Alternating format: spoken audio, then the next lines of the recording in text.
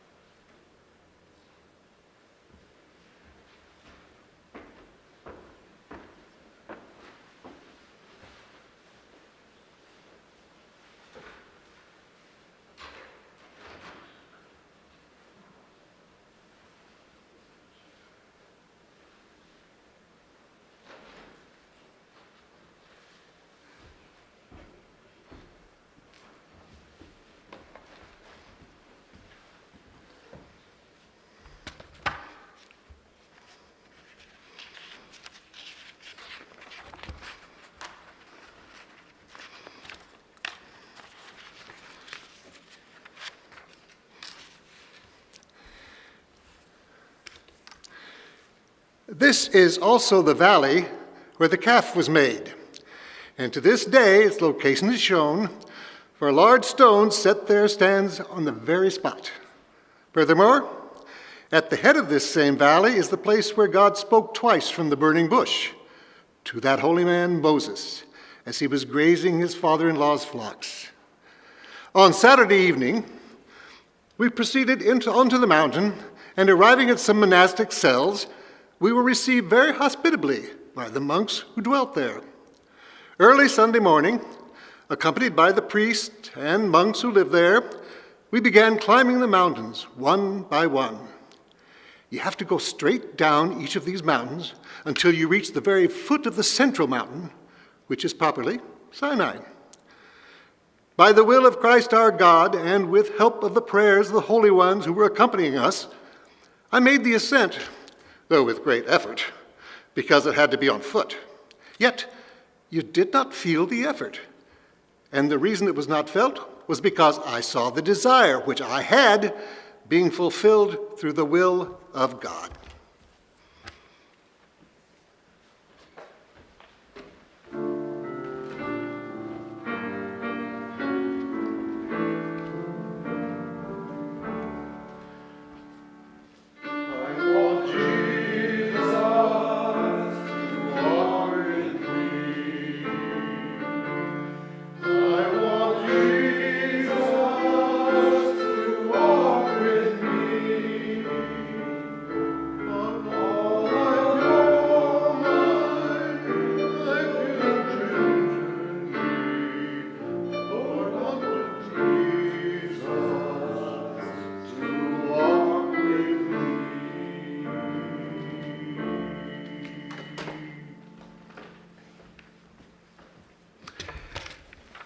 And so, at the 4th hour, we reached the summit of the mountain of God, Holy Sinai, where the law was given.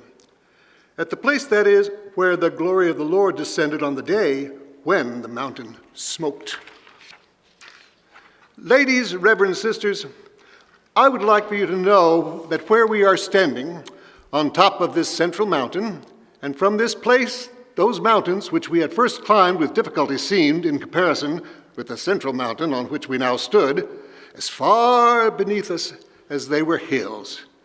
And from there, we saw beneath us Egypt and Palestine, the Red Sea, the Parenthian Sea, which leads to Alexandria, and finally, the endless lands of the Saracens.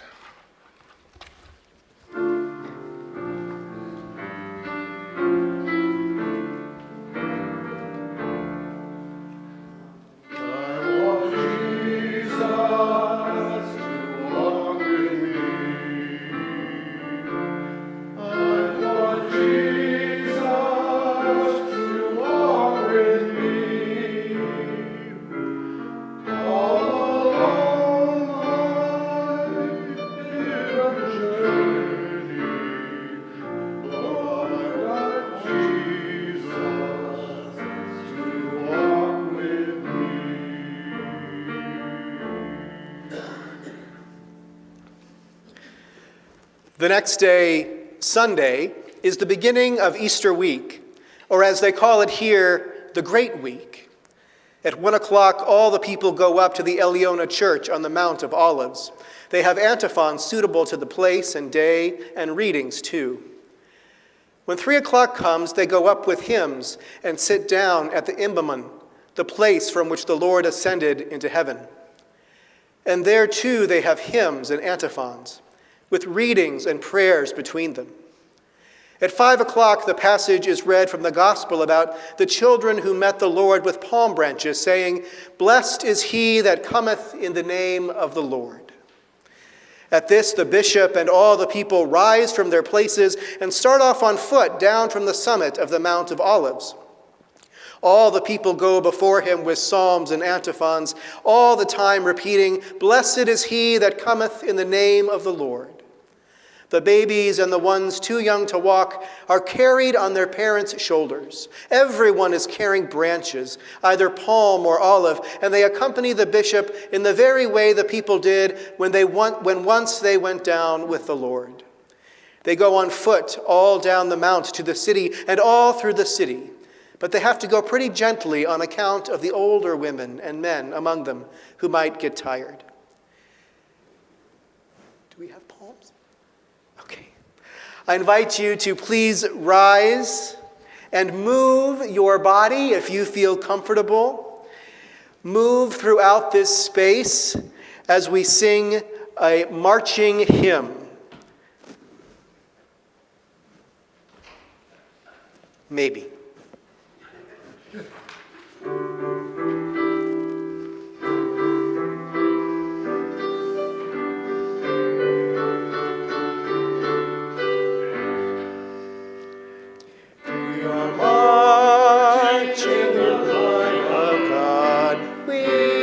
Marching in the light of God. We are marching in the light of God. We are marching in the light of God. marching. We are marching, oh, we are marching in the light of God. We are marching, we are marching, oh, we are marching in the light of God. Please be seated. So it is already late when they reach the Anastasis. But even though it is late, they hold Lucernare, evening prayer, when they get there. Then they have a prayer at the cross, and the people are dismissed.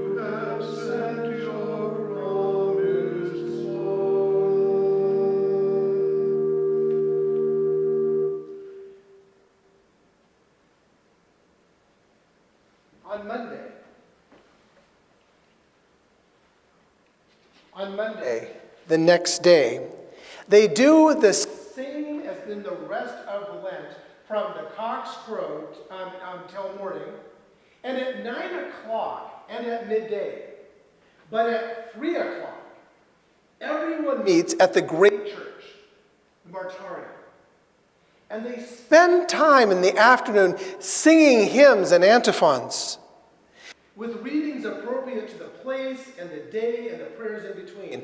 And this goes on until 7 in the evening. And at 7, the Lucinaria is held there. The dismissal at the Martyrium thus takes place at night, when the bishop is taken with hymns to the Anastasis, the place that you see on the screen right now. And when they have entered, they have one hymn and a prayer. And the catechumens, the young ones, are blessed, and the faithful, and then they have the dismissal.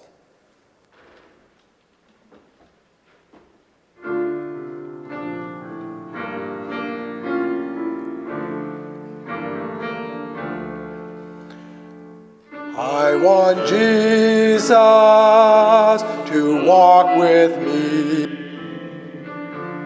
I want Jesus to walk with me. All along my pilgrim journey, Lord, I want Jesus to walk with me.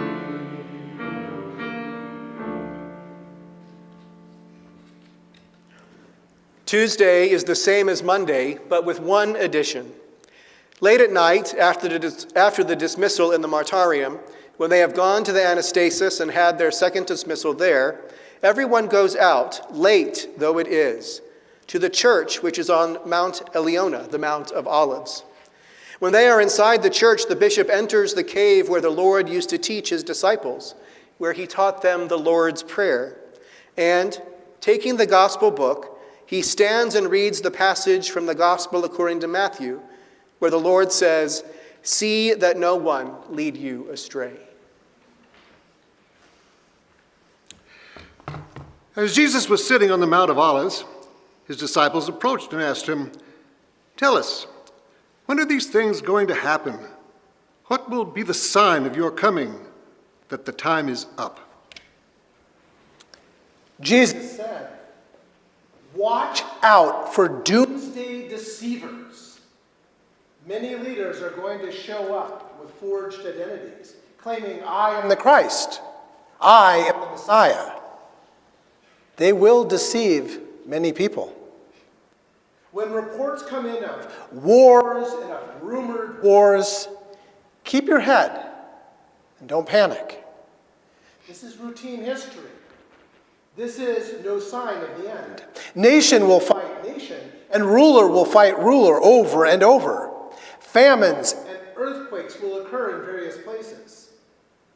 This is nothing compared to what's coming.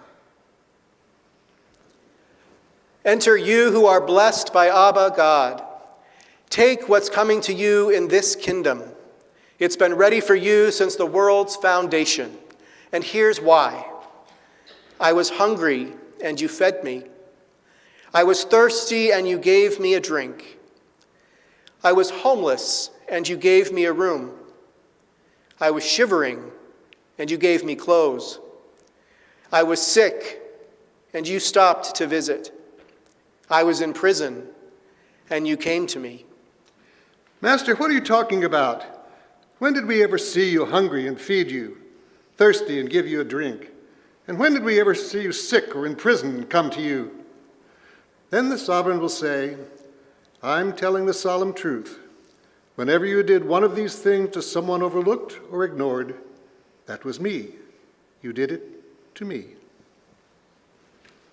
When Jesus finished saying these things, he told his disciples, you know that the Passover comes in 2 days.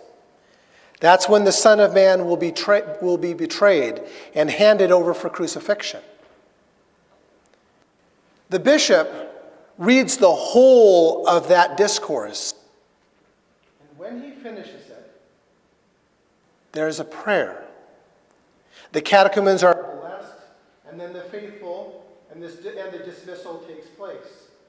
And at last, everyone returns from the mount, and they go home very late indeed. Will you pray with me the prayer that Jesus once taught on that mountain? Our Father, who art in heaven, hallowed be thy name. Thy kingdom come, thy will be done on earth as it is in heaven. Give us this day our daily bread, and forgive us our debts, as we forgive our debtors. And lead us not into temptation, but deliver us from evil. For thine is the kingdom, and the power, and the glory forever. Amen. Wednesday is exactly like Monday and Tuesday, from cockcrow and through the day, but at night, after the dismissal from the martyrdom, the bishop, when he is taken to singing with the Anastasius, goes straight into the cave of the Anastasius and stands inside the screen. A presbyter stands in front of the screen, and he takes the gospel book and reads the passage about Judas Iscariot going to the Jews and fixing what they must pay him to betray the Lord. What will you give me if I hand him over to you? The people groan and lament at this reading in a way that would make you weep to hear them. Betrayal. Betrayal has a powerful grip on the mind. It can squeeze out all other thoughts. It can suffocate the other emotions inside of you until everything feels dead, except for the rage. Just today, I was talking to a person who has felt absolutely betrayed and alone. This is so common. When someone that you have loved, who's a part of you, when you feel that betrayal, it's a hurt like no other. This coming Sunday, we're going to hear the story about a teacher. Just a little bit about this. A first grade teacher was taken into a Cambodian concentration camp. And she was held by a man who once been her student, a student that she had loved. And like Judas, he betrayed her to torture and to death. What does that do? What does that do to a person? To the person who is betrayed and to the betrayer? What does it do to our spirits? All of us, if we're alive for any length of time, we experience it in our friendships and in our lives. We experience the affairs, the broken homes, the friends who won't stand by us or leave us in our moment of need. But in all these things, Jesus knows our pain. Jesus goes with us. God's Spirit goes with us in all things.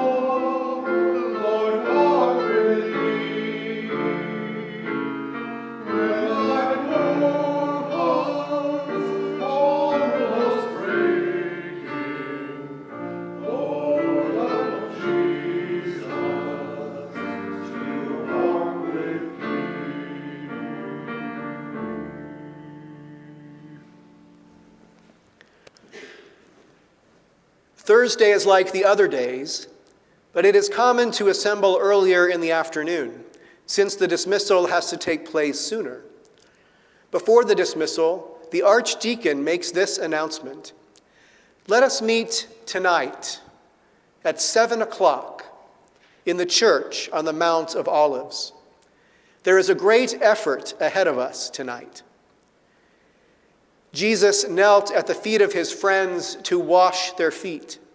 He commanded them to do the same, to serve others, and to be humble enough to allow another person to serve you. At our ordination, ministers are given a stole, and this stole has many meanings.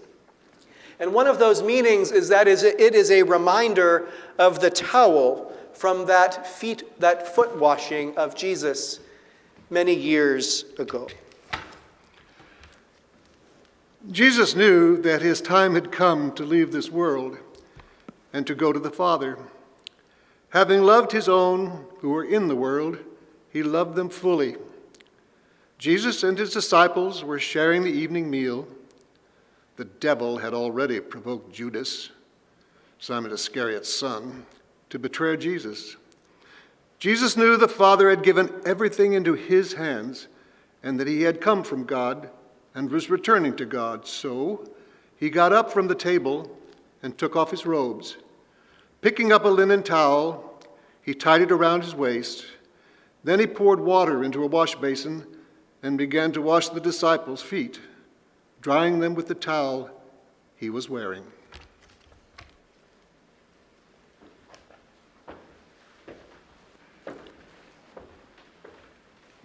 It was on this night of betrayal that Jesus came to this table of remembrance, where he took bread and he broke it. He gave it to his followers and said, "Every time you do this and remember me." Likewise, he took the cup and he blessed it. And he gave it to his followers and he said, "This is the new covenant in my blood. Do this and remember."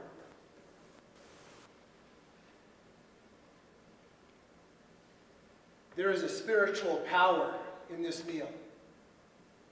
that when we take it, we are drawn closer to God, and we remember our frailty and our connection. The connection that binds all of us together in Christ. I invite you to come forward now and to take part in this meal. You're also welcome to participate in having your feet washed, as Jesus told his disciples to do. And so if you feel comfortable and would like to do that, I invite you to remove your shoes and socks as you come forward to have your feet washed as Jesus has commanded.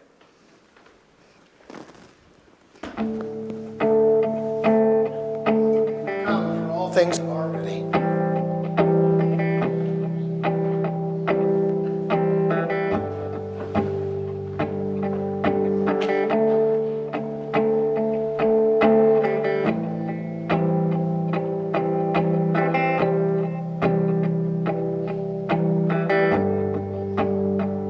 They call me a stranger, they call me a widow, they call me a prisoner. But you love what is ruined and you choose what is broken. You remember the forgotten.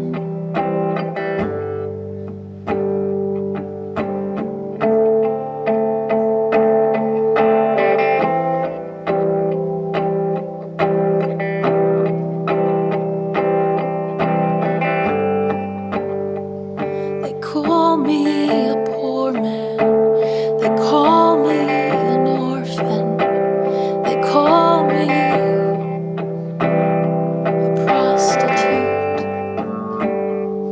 But I hear you cry out, daughter, I hear you cry, beloved, I hear you cry for me all the time.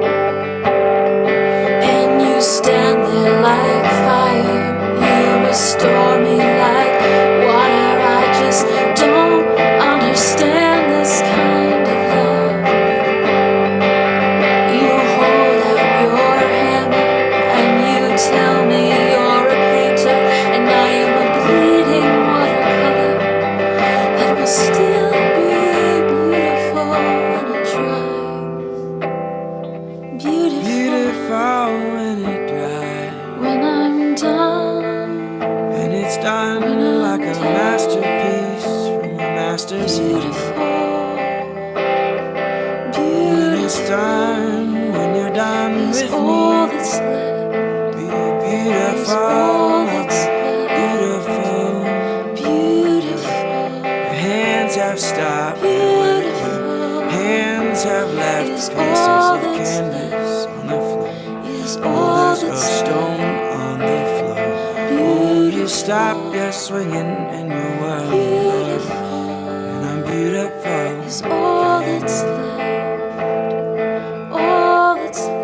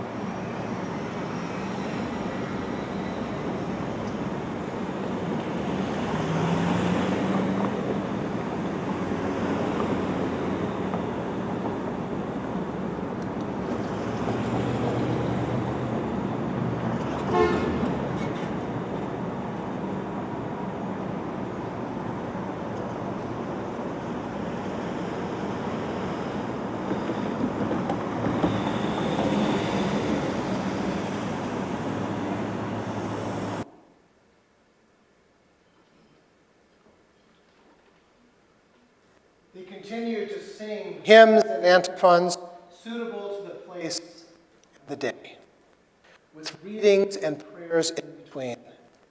until about 11 o'clock at night.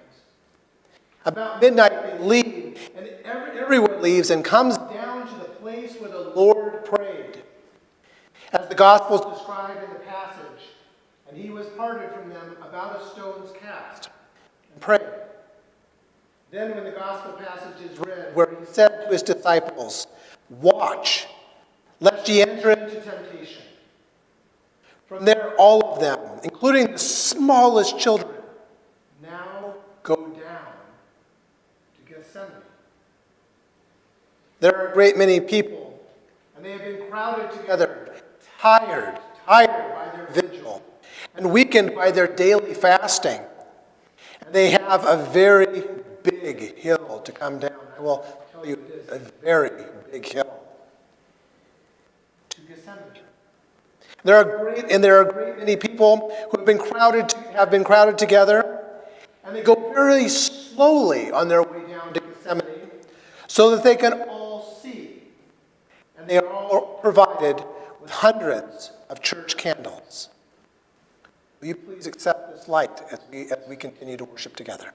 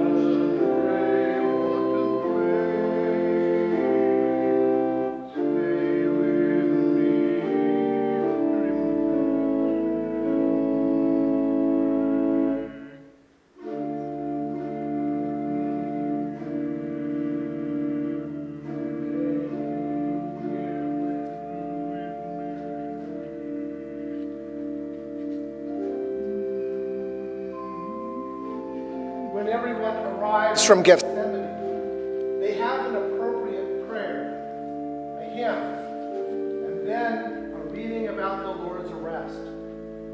By the time that it has been read, everyone is groaning and lamenting and weeping so loud that people even across the city can probably hear it all.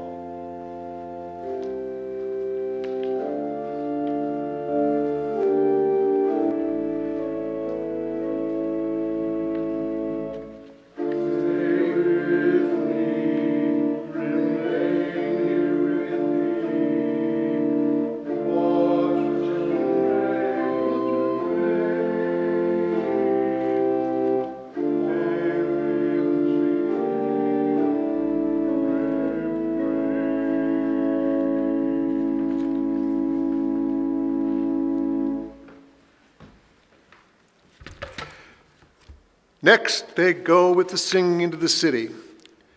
And from there, every single one of them, old and young, rich and poor, goes through the center of the city to be present at the next service.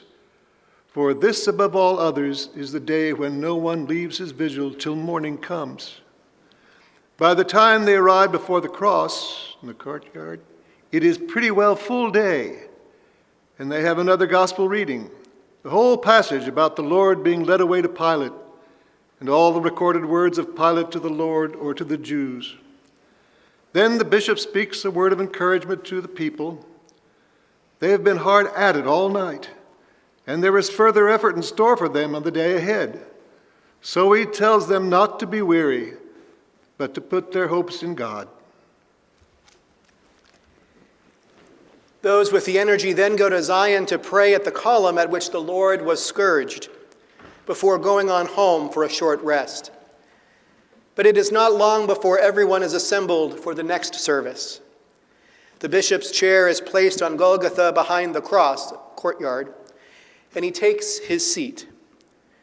A table is placed before him with a cloth on it.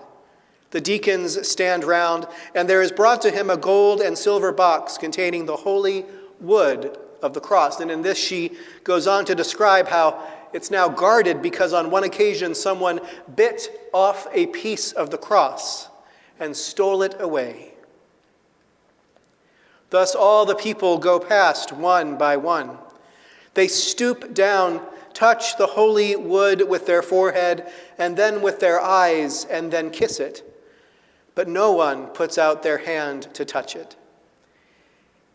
The emotion shown and the mourning by all the people at every lesson and prayer is wonderful, for there is none, either great or small, who on that day during those 3 hours does not lament more than can be conceived, that the Lord had suffered those things for us.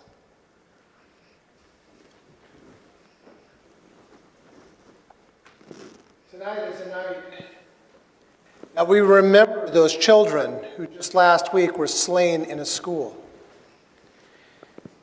You think about all of the lives that have been torn apart. So many of us have people in our lives, too, who tonight we know are hurting. So I invite you now, or here, or if you are connecting online in the chat, I invite you to speak out the name of someone whose name needs to be said here tonight. And if there's more than one, just take a moment now and speak those names. David. Hannah. Chelsea. Hannah.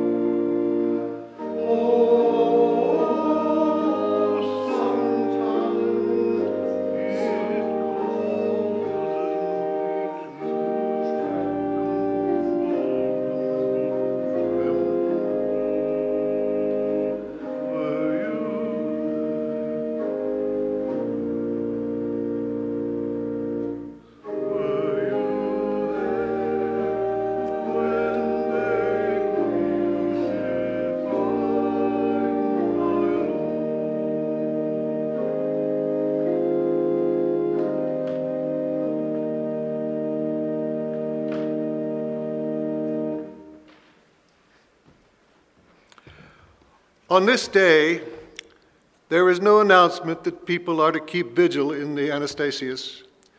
Obviously, they're tired. But nonetheless, it is the custom to watch there. And all who wish, I should have said all who can, keep the vigil there. Most of the people watch, but some only come later on, and some at midnight, doing whatever they can manage.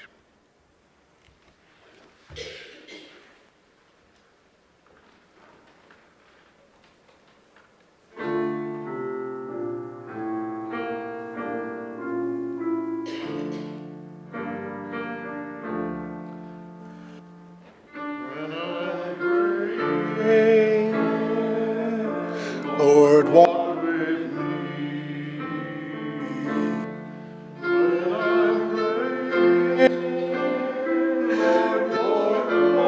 With me.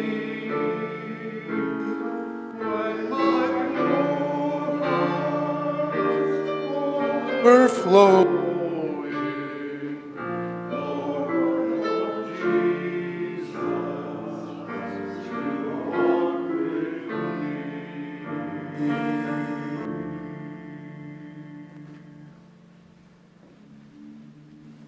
Tonight, you've heard the words written 1,600 years ago about what Holy Week was like when it was spent in Jerusalem.